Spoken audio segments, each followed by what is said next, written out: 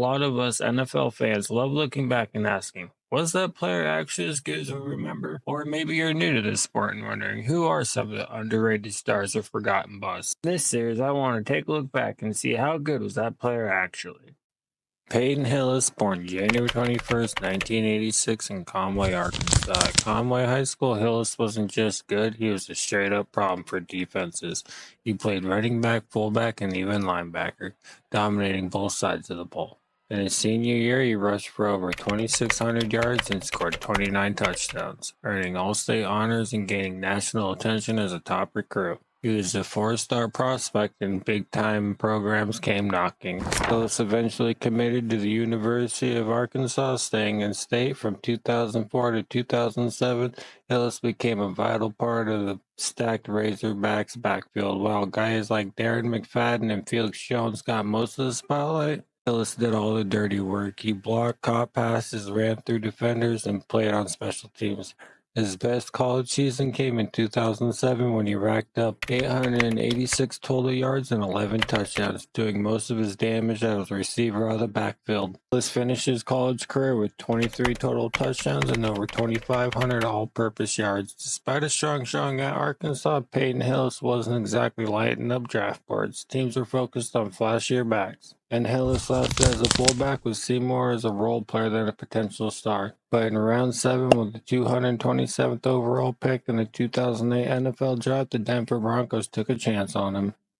But here's the thing, Peyton Hillis wasn't supposed to be the guy in Denver. He came in as a 7th round pick, expected to block, play special teams, maybe catch a few passes. But injuries in the Broncos backfield opened the door and Hillis kicked it wide open.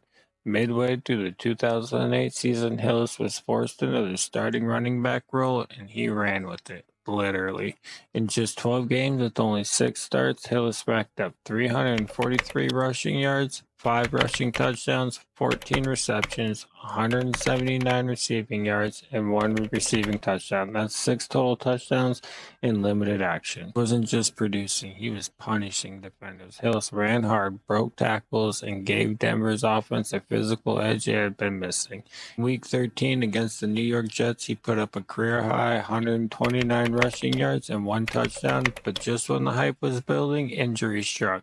Hillis tore his hamstring late in the season, cutting his rookie year short. For his surprising rookie year, Peyton Hillis looked like he was ready to take on a bigger role in Denver's offense, but then everything changed. In the offseason, the Broncos fired head coach Mike Shanahan and brought in Josh McDaniels from the Patriots, and with that coaching change came a completely different system and apparently no love for Hillis. Despite being the most productive back on the roster the year before, Hillis was barely used in 2009. He played in 13 games but had just 13 carries for 54 yards, 1 reception for 10 yards, and 0 touchdowns. That's it.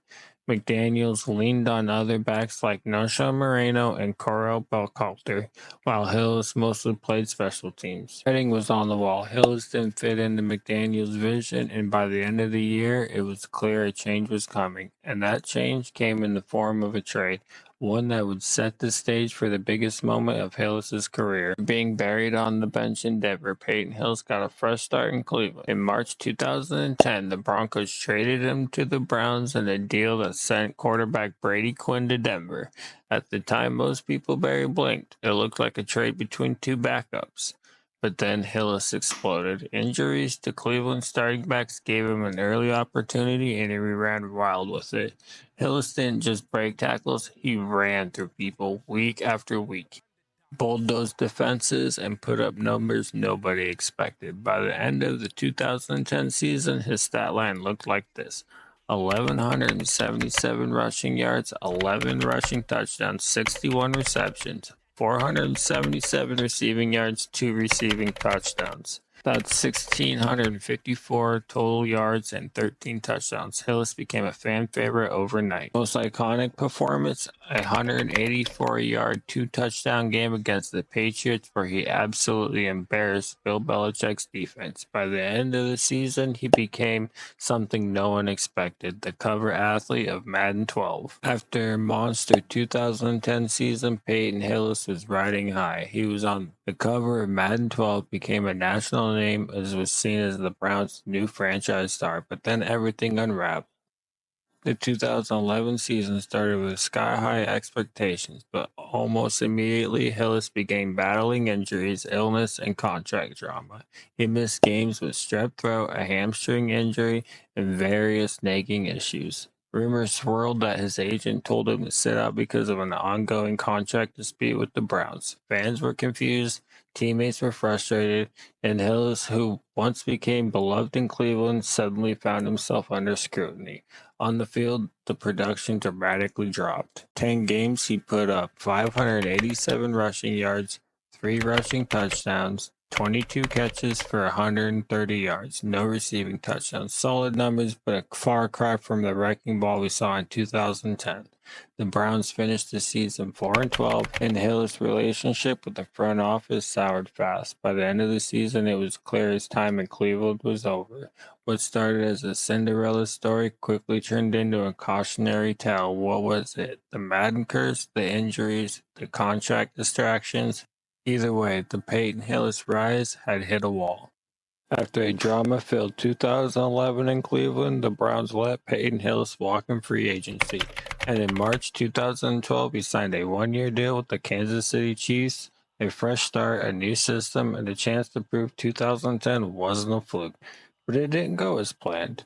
Hillis was brought in to complement Jamal Charles in the backfield, but he never found his footing. Injuries lingered, touches were limited, and the just spark wasn't there. Hillis looked like a former shell of himself fans had come to love. His 2012 stat line, 309 rushing yards, 1 rushing touchdown, 10 receptions for 62 yards, and no receiving touchdowns. Played in 13 games, started 2.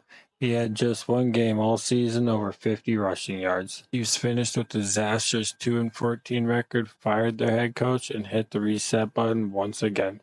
Hillis, it was clear he was now viewed as a rotational back and not a franchise player. After a disappointing year in Kansas City, Peyton Hillis found himself unsigned heading into the 2013 season. Just 3 years after his breakout season, he was suddenly a free agent, no team.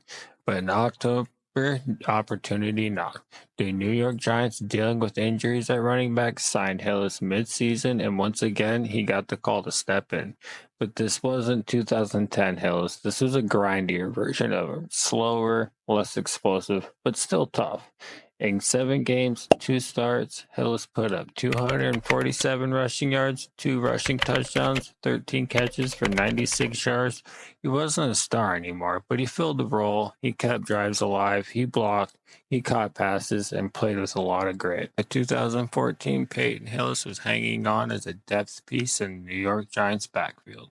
He re-signed with the team hoping to prove he still had something left in the tank, but it became clear this was the end of the road. He played in just 9 games, had 115 rushing yards, 0 touchdowns, 10 receptions for 87 yards. His touches were few. His explosiveness was gone. Hillis was now buried behind the younger backs on the depth chart, and then became the final blow, a concussion in Week 10.